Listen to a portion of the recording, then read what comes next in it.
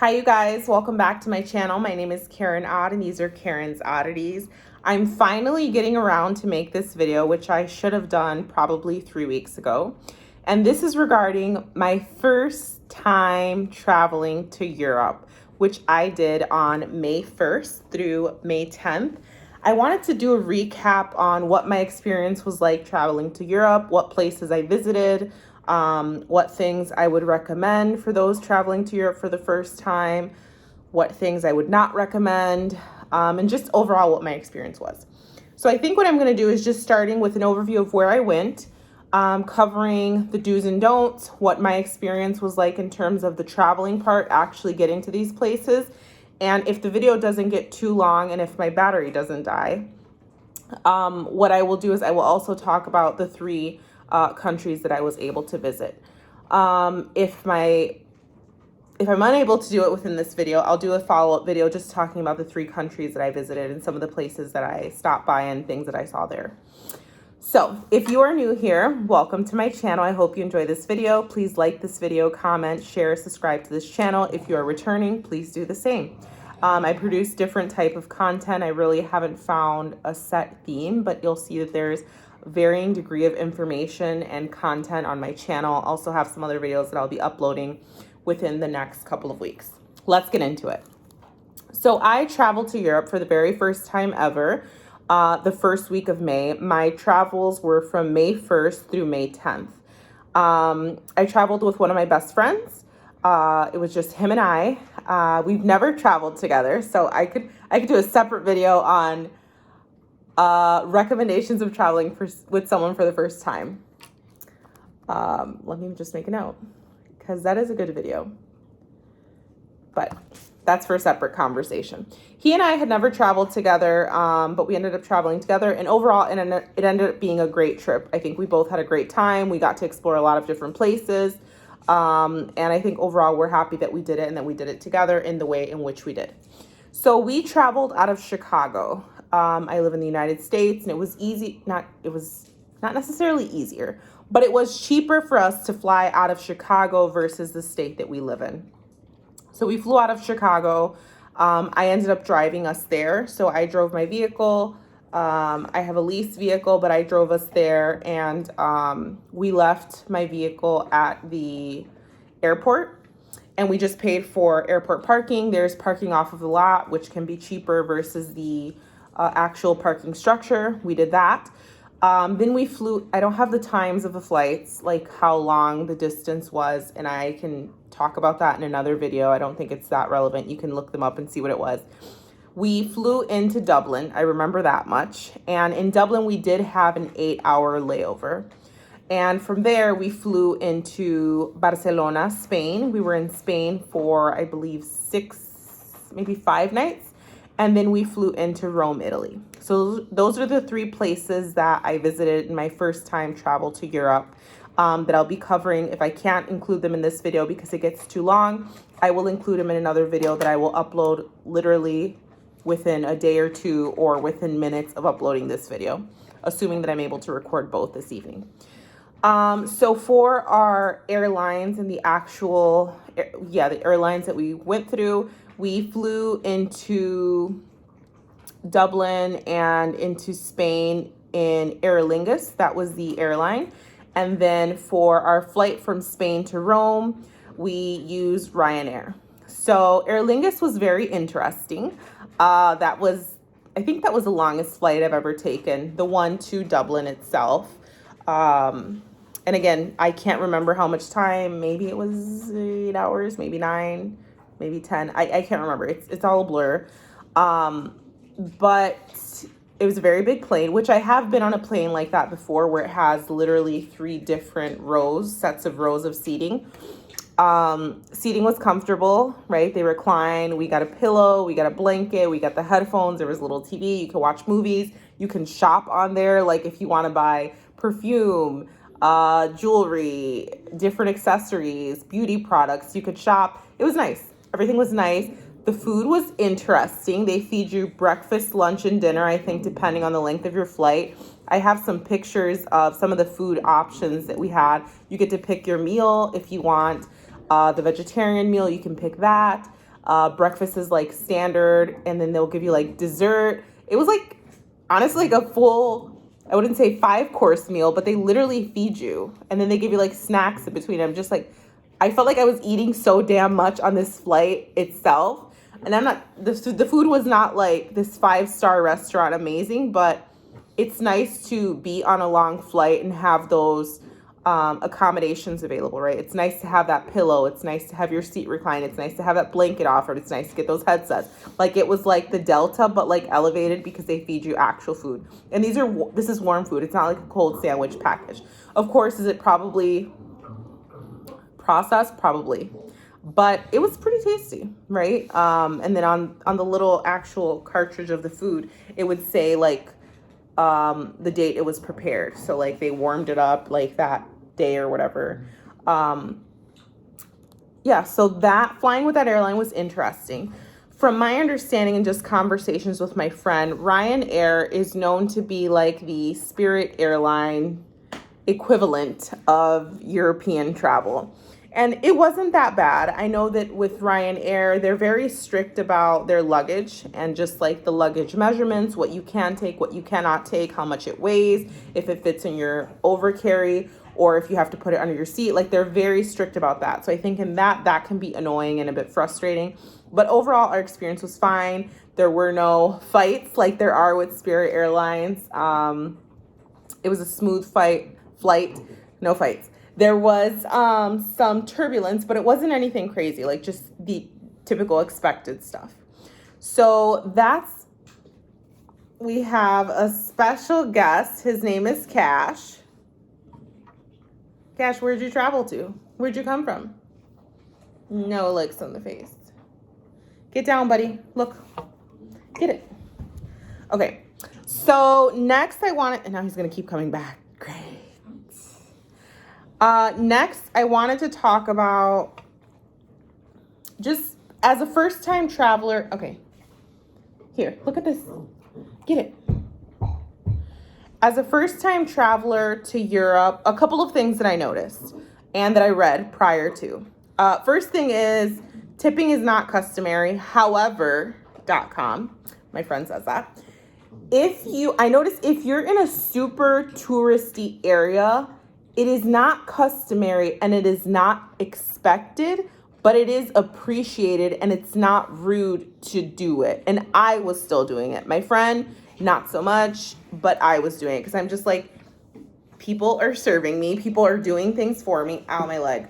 I want to tip them because why not? I mean, I feel like you tip people when they do things for you. It's kind of like an addition to show appreciation for whatever service they're providing for you. So I was still tipping.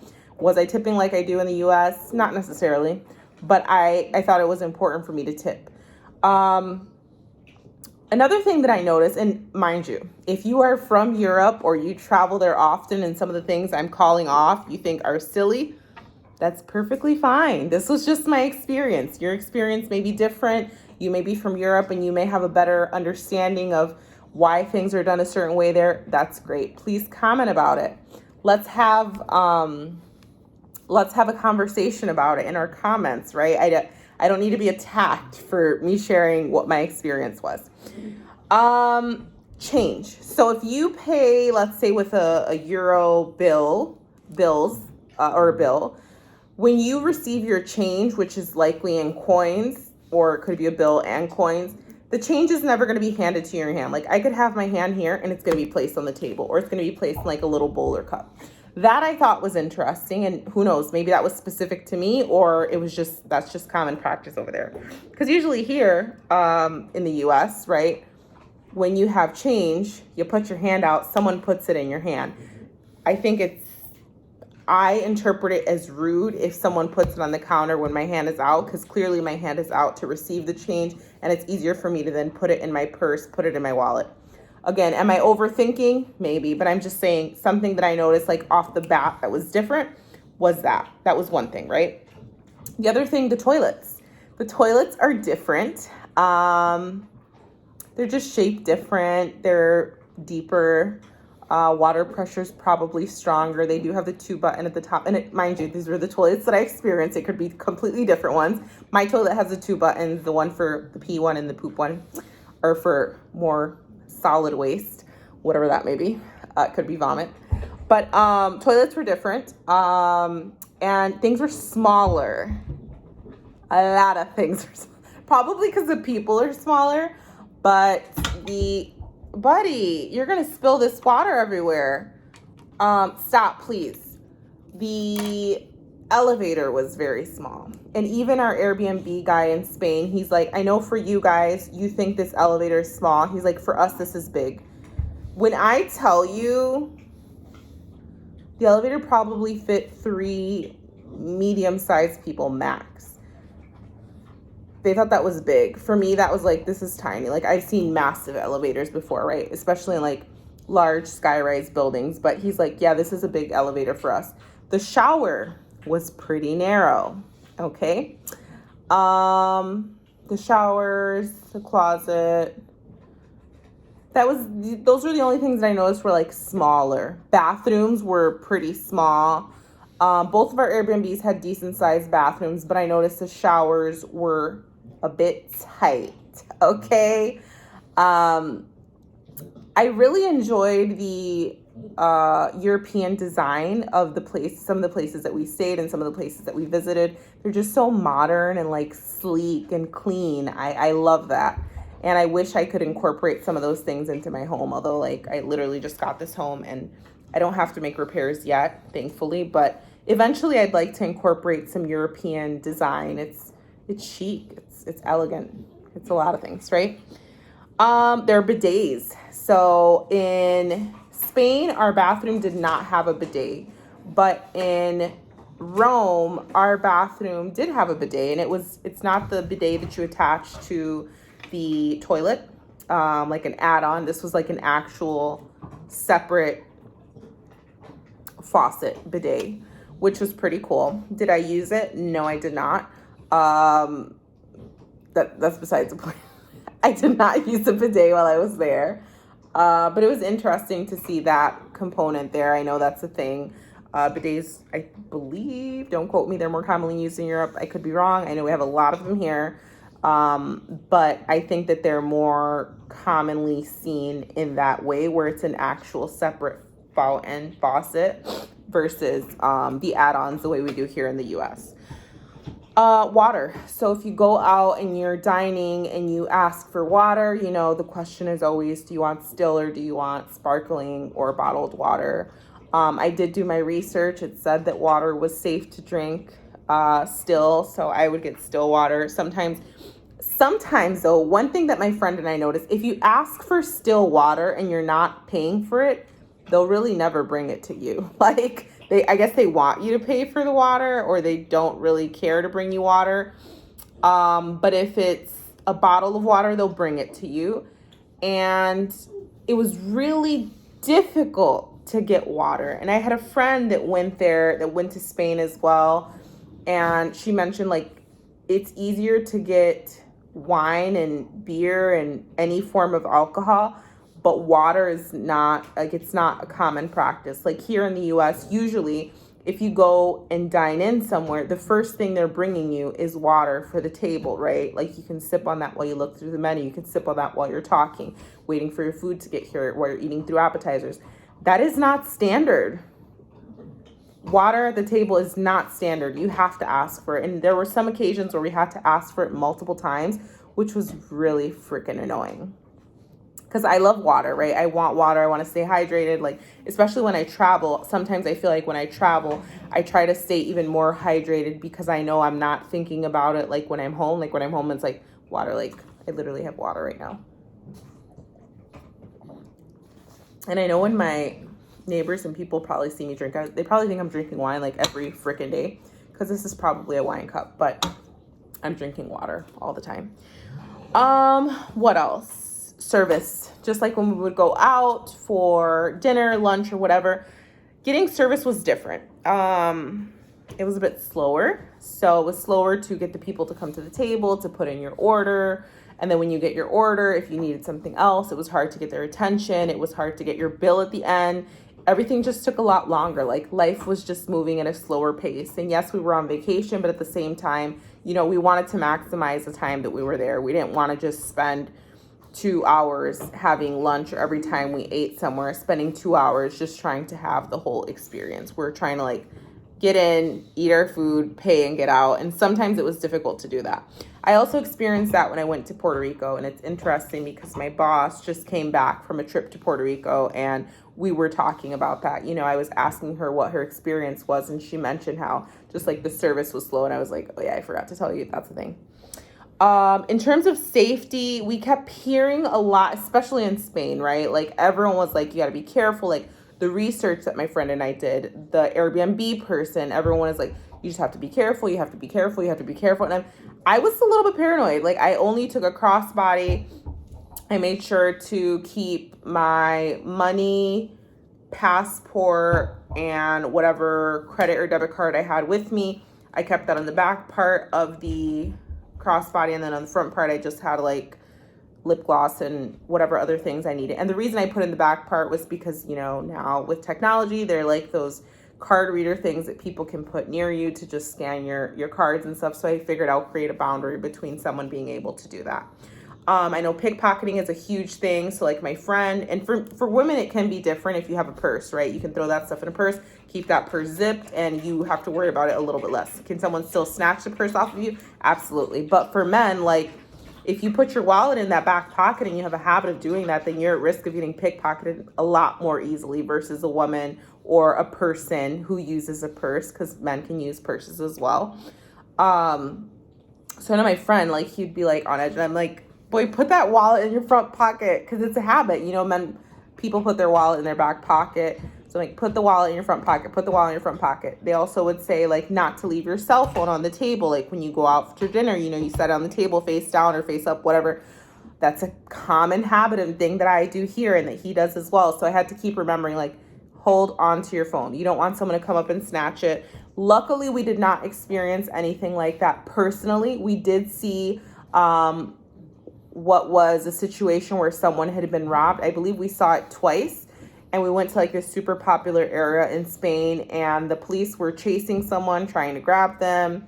That happened once. And then the second time it was a woman, like the police started running through the crowd, and we saw the woman, and she was just like distraught and like just showing them, like her bag was open. I don't know what they took, if it was her phone, if it was her wallet, but we did witness 2 people that had been robbed while we were there.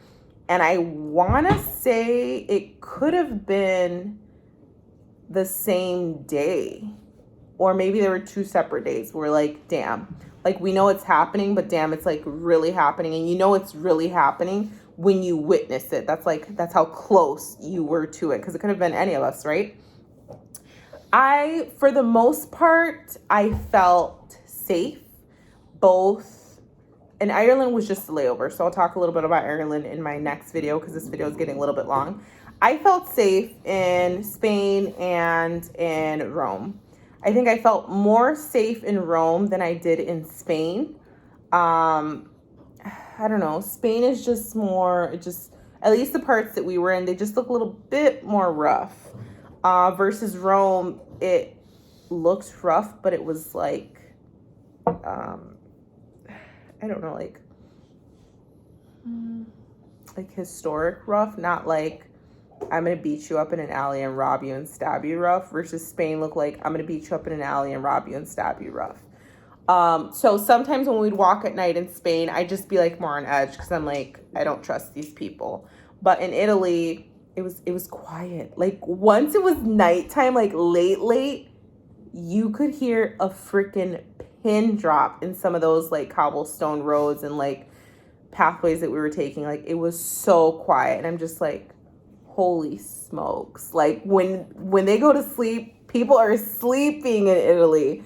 So I think that's why I didn't feel as unsafe in Italy as I did in Spain, because in Spain, like you could hear people were still up, like people, you know, they're partying, they're whatever, hanging out. And I'm just like, I mean, anytime, you know, someone's partying and it's late, you just don't know what they have in the mix. You know, you don't know if people are using drugs. You don't know if people are drunk. Like, you just don't know what's going on. So that's what I wanted to say on safety. Luckily, we didn't experience anything negative. Next, I want to just briefly cover the do's and the don'ts, and then I'll do my second video just talking about what were my highlights and lowlights of some of those places.